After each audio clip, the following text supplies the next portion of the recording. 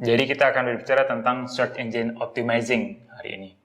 Search Engine Optimizing itu singkatannya mungkin kalau saya tulis di sini jadi SEO.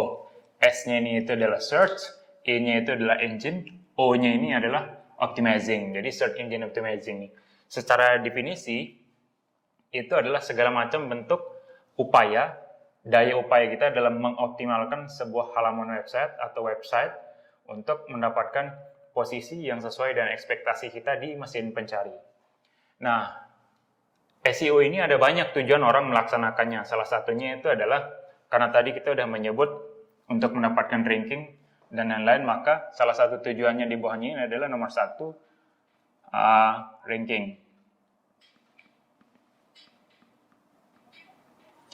Ranking ini sangat penting di Search Engine Optimizing atau sangat penting di dalam sebuah website, karena dengan ranking yang bagus dia bisa dikenal oleh banyak orang, dia bisa berada di posisi nomor 1 atau berada di halaman 1 dari mesin pencari tersebut.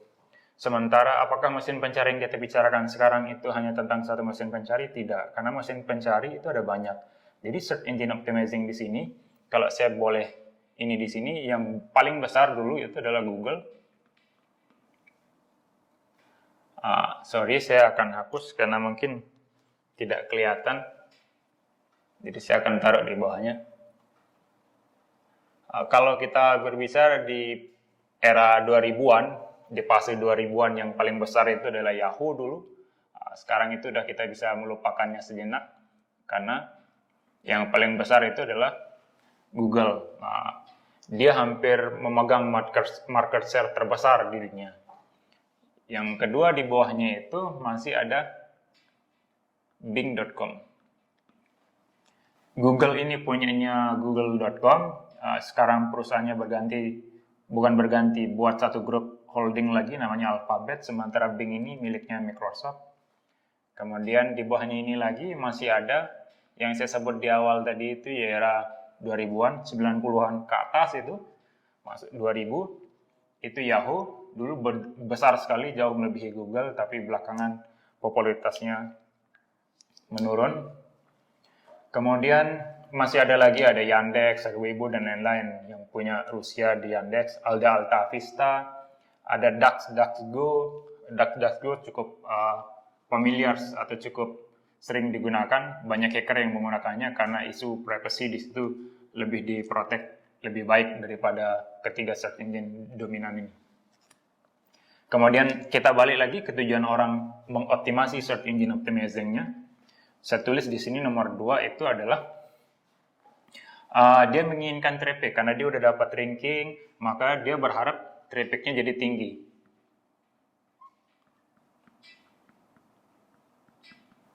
Traffic ini ada jumlah visitor, atau saya bisa tulis di sini /visitor. Nah, visitor ini sendiri itu semakin banyak orang yang mengunjungi satu website, maka akan semakin bagus. Jadi pesan yang ingin kita sampaikan kepada user atau ke khalayak ramai itu akan jadi lebih tersampaikan karena jumlahnya yang jadi lebih banyak. Nomor 3, ada banyak lagi. Ini sebenarnya ada panjang sekali, cuman kita akan bahas hanya sedikit saja.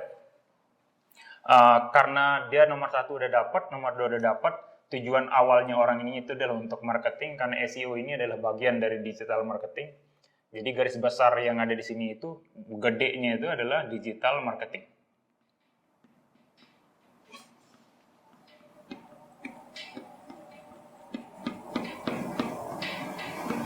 Tujuan besarnya itu adalah digital marketing, dan SEO itu adalah bagian dari digital marketing. Maka salah satu tujuan dari orang mengoptimasi ini, mesin pencari atau search engine optimizing di sini itu adalah branding. Kenapa branding itu jadi salah satu alasan atau tujuan dari SEO? Ingat tadi dia udah dapat ranking dan dia dapat visitor. Begitu dia dapat ranking, dia akan dapat banyak visitor. Karena banyak visitor, maka pesan yang ingin dia sampaikan lewat brandingnya ini itu akan tersampaikan ke khalayak ramai. Kalau selain branding bisa nggak? Ini kita bisa garis slash, itu bisa ideologi. Jika kita berbicara tentang partai. Karena jika websitenya itu mengenai politik, tentang itu isu-isu politik yang ingin dia optimize, maka mestinya dia akan menyampaikan yang namanya ideologi. Tapi tidak terbatas hanya itu, ada banyak hal. Salah satunya lagi itu adalah, ini tadi kita bicara brand itu biasanya agensi atau produk-produk tertentu, dan ideologi ini spesifik hanya untuk politik. Kemudian di sini yang nomor 4 itu kita bisa masukkan reduksi cost marketing atau biaya marketing.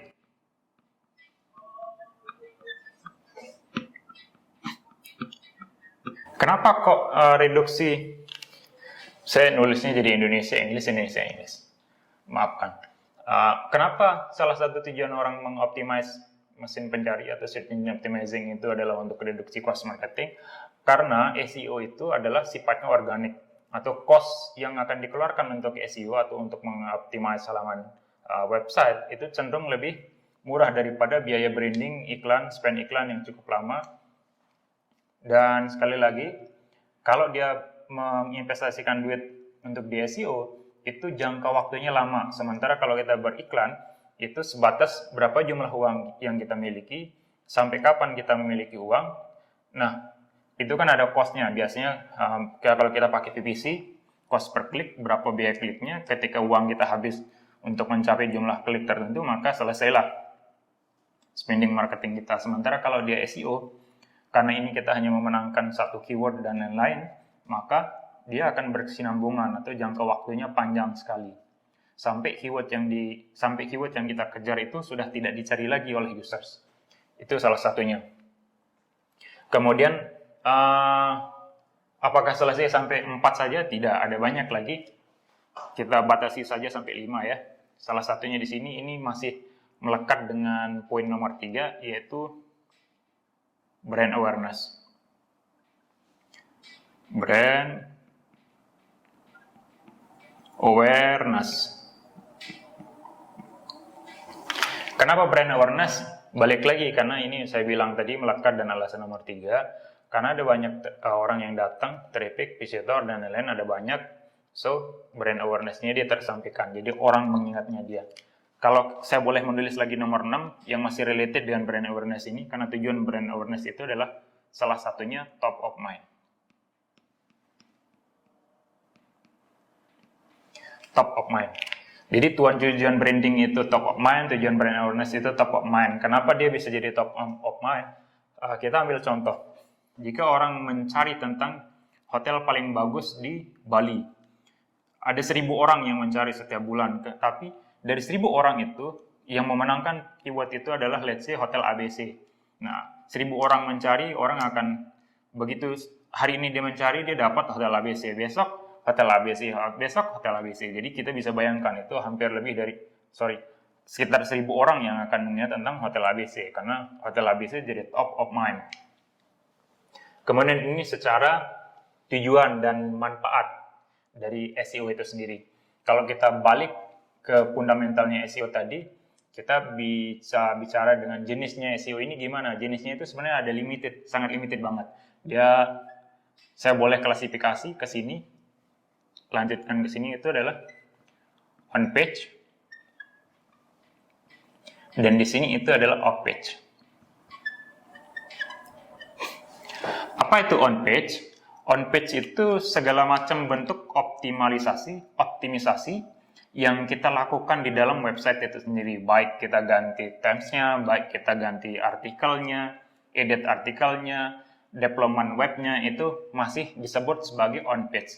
Kalau web page ini sendiri, itu adalah optimisasi yang tidak melibatkan atau tidak menyentuh langsung dari website utama. Jadi dia di luar dari website utama. Contohnya ini mungkin bangun backlink dan sejenisnya. Ya, yang selanjutnya adalah kenapa SEO ini perlu diperhatikan atau perlu diperjuangkan atau perlu dikerjakan. Alasannya ada banyak. Satu, karena memang SEO ini saya sudah sebut tadi, sebenarnya ada di dalam sini, cuman saya akan buat satu spesifik lagi. Kenapa? Alasannya itu, satu, karena cost-nya murah.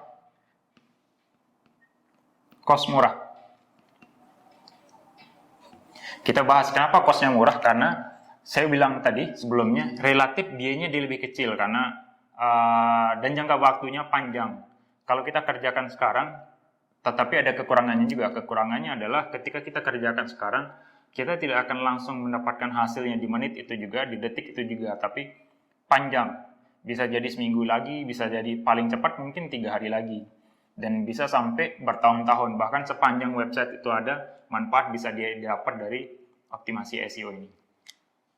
Nomor 2, saya sudah mention tadi, jangka panjang.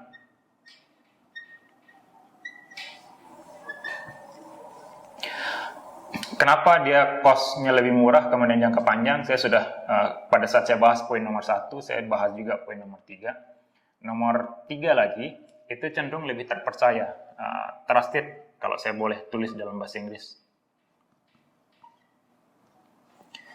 Lebih trusted, dia lebih terpercaya. Karena kalau kita ngomong tentang mesin pencari, itu mesin pencari dia contohnya seperti ini. Ini halaman Google, halaman pencarian Google itu. Ini halaman pencarian, ini keyword. Ini keyword kan? Nah, disinilah ada hasil. Biasanya nomor 1, 2, 3. Ini itu adalah iklan. Sementara yang ada di sini, dan di sini, ini adalah organik. Persentase orang ngeklik iklan itu, kalau saya nggak keliru datanya, itu sekitar 30% saja. Sementara persentase orang ngeklik ini, konten-konten organik ini, itu 70%. So, orang akan lebih percaya yang ini daripada percaya tentang iklan ini. Dan kenapa hal itu juga bisa terjadi? Contoh mudahnya seperti ini. Kalau saya punya produk, let's say, kan ungkapannya itu bilang tidak ada kecap nomor 2, kecap selalu nomor 1. Saya punya produk ABC, let's say begitu.